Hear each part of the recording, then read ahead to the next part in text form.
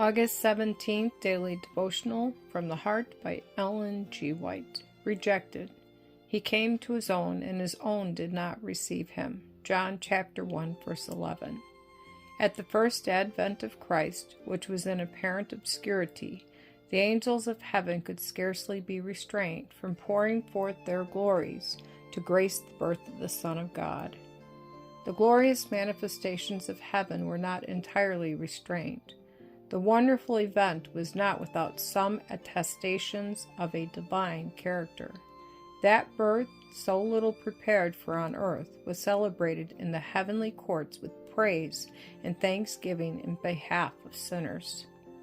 He who came in human flesh and submitted to a life of humiliation was the majesty of heaven, the Prince of Life, and yet the wise men of the earth, the princes and rulers, and even his own nation, knew him not.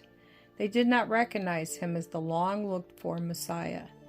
Notwithstanding, mighty miracles did show forth themselves in him. Notwithstanding, he opened the eyes of the blind and raised the dead to life. Christ suffered the hatred and abuse of the people he came to bless. They regarded him as a sinner and accused him of casting out devils through the prince of devils. The circumstances of his birth were mysterious and were remarked upon by the rulers. They charged him with being born in sin.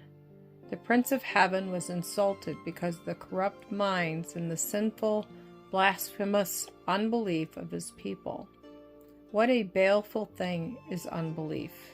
It originated with the first great apostate, and to what fearful lengths it will lead all who enter upon its path is seen in the Jews' rejection of their Messiah.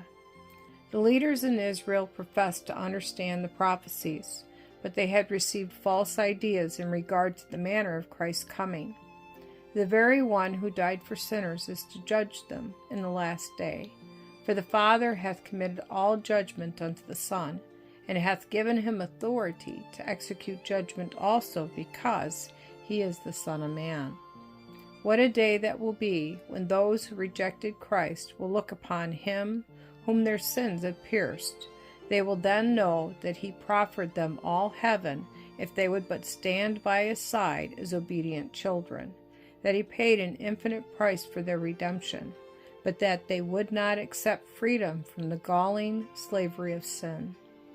They chose to stand under the black banner of rebellion to the close of mercy's hour.